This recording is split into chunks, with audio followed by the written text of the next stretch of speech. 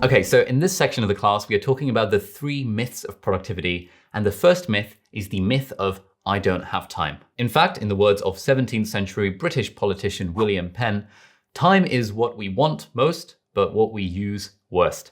And I would completely agree with that. This really applies for me, even though I consider myself pretty productive. I still don't use my time as efficiently as I could. But the myth of time is this idea that the phrase I don't have time is a complete myth. Because the way that I like to think about it is that our time is entirely within our control. Anytime we are doing something and not doing something else, we have actively chosen to make that decision about how to spend our time. And so it's very easy to say, I don't have time when someone asks us to do something, or when we're telling ourselves, I often am tempted to give the excuse that I don't have time to go to the gym. But actually, that's a complete lie. I do have the time. It's just that going to the gym is not high enough on my priority list. I'm actively choosing not to make the time to go to the gym because my time is entirely within my control. And almost whatever position you're in, like wherever you are, whatever your circumstances are watching this video, chances are your time is a lot more like in your control than you actually think it is. And I remember when I first started applying this to my life, it was a very liberating thought because it made me realize that actually I can just do whatever I want. Like, it's not the case that I don't have time to learn coding or make websites or make a YouTube channel, even though I'm a medical student, or start a podcast, even though I've got all this other stuff going on, or, start these businesses. It's not that I don't have the time. It's that I'm actively choosing not to make the time.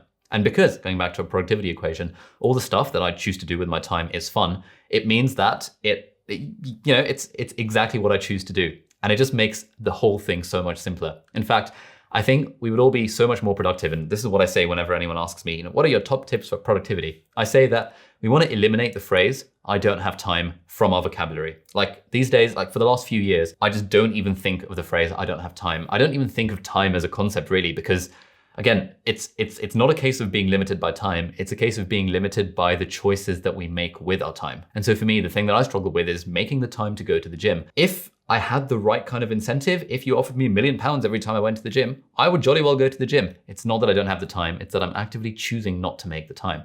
And therefore, if I'm, for example, choosing to watch Netflix for 4 hours in the evening rather than make a YouTube video, that's an active choice that I made. And given that it's an active choice I made, I can then simply choose to do something else. And this might be an ideal to strive towards, but kind of the more we practice this idea that our time is within our control, the more we build the muscle of kind of appropriate time management. And so that was kind of a general theory that we want to be kind of scrubbing this phrase, I don't have time, from our vocabulary. And if we even think about ever using that phrase ever again, we want to slap ourselves in the face metaphorically and tell ourselves, no, I'm not allowed to use that phrase. I'm going to reframe I don't have time as I'm actively choosing not to make the time. Sometimes, if we're politely declining something, it's reasonable to be like, oh, I'm sorry, I just don't have the time for that. Even then, I don't like to use that phrase. I say, I'm sorry, I've got a lot on my plate right now. I don't quite have the bandwidth. It trains my brain into never using time as an excuse for not doing something that I actually want to do. So yeah, that was the theory.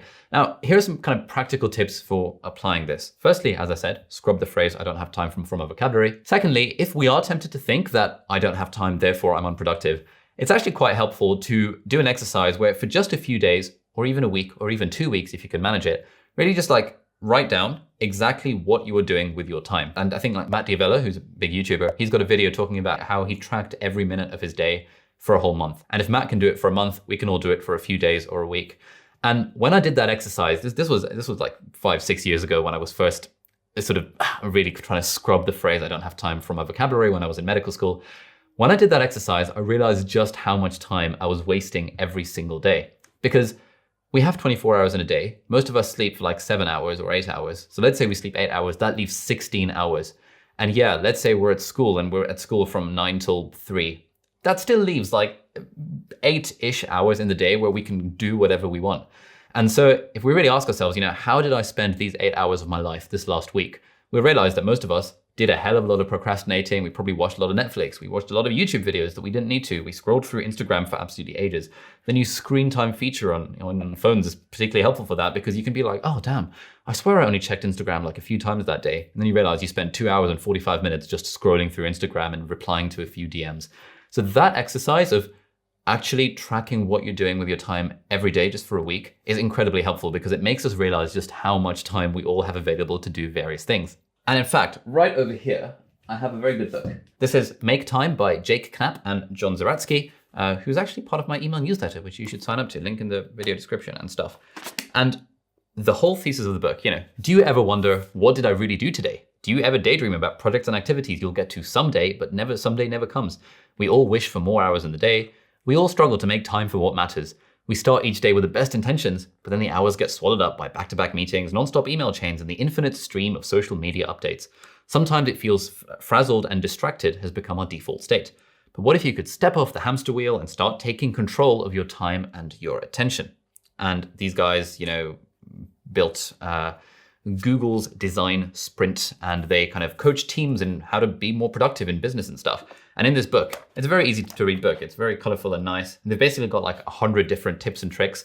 But the main thesis is that we can make time because our time is ultimately within our control. And what we choose to do with it is within our control. And so, watching this productivity class is, one step in the right direction. We can make the time. Time is not something that is actively limiting us. It's not something that we just don't have. It's something that we can utilize more effectively. And I remember there was a medical student at Cambridge who was a few years above me, who I really, really looked up to. He was very good at medicine and very nice, and he could sing and play the guitar very well. And one day, I was hanging out with him, and he was taking this Arabic course alongside. And I was like, mate, how do you have the time to do all this? And he said, well, time is kind of like a muscle. The more you kind of squeeze into it and the more you use it well, the more it grows and the more you realize you can actually fit in with your time. And I was like, oh, damn, that's a really good analogy. And so now I think of my time kind of as a muscle. The more I can squeeze into my time, the more efficient I can be with it, the more actually my brain expands in the sense that I can then like do more things with the limited time that I have available, because ultimately we all have the same 24 hours in the day. Elon Musk has the same 24 hours in the day than you and me, but he's probably 10 times more productive. It's not because he's special in any way. It's just because he does the right things and does them efficiently, and he recognizes the pilot, the plane, and the engineer, and kind of knows what the interventions are to make ourselves more productive. So that was principle number one, the myth of I don't have time. From now on, please stop using the phrase I don't have time. Don't even say it to yourself. Don't say it to anyone else out loud. It is not allowed. It's completely forbidden. It's completely haram. I don't have time is a myth. So that was principle number one. Thank you for watching, and I'll see you in the next video. Okay, journaling prompt number 2 is, what am I avoiding with the phrase I don't have time? And again, write out your answers to this. It can be in paper or on Notion or on Word or typed up, however you want. And then there's an optional action point here, and that's something that I alluded to in the video, which is really that it's really quite helpful if we do this time tracking exercise. So the idea is that you spend a week writing down exactly what you spend your time doing, like literally log everything that you do and for how long. And you can do that on Google Calendar or any kind of calendar app. And then at the end of the week, you want to reflect on what you're spending your time on. Like, do you find that there's long periods where you're wasting time scrolling through Instagram? And are there any changes that you could make to how you're currently spending your time that would, make you spend your time more in line with the ways that you actually want to spend your time? But that's just an optional bit. Feel free to move on once you've done the writing prompt. What am I avoiding doing with the phrase I don't have time? So thanks for watching, and I'll see you in the next video.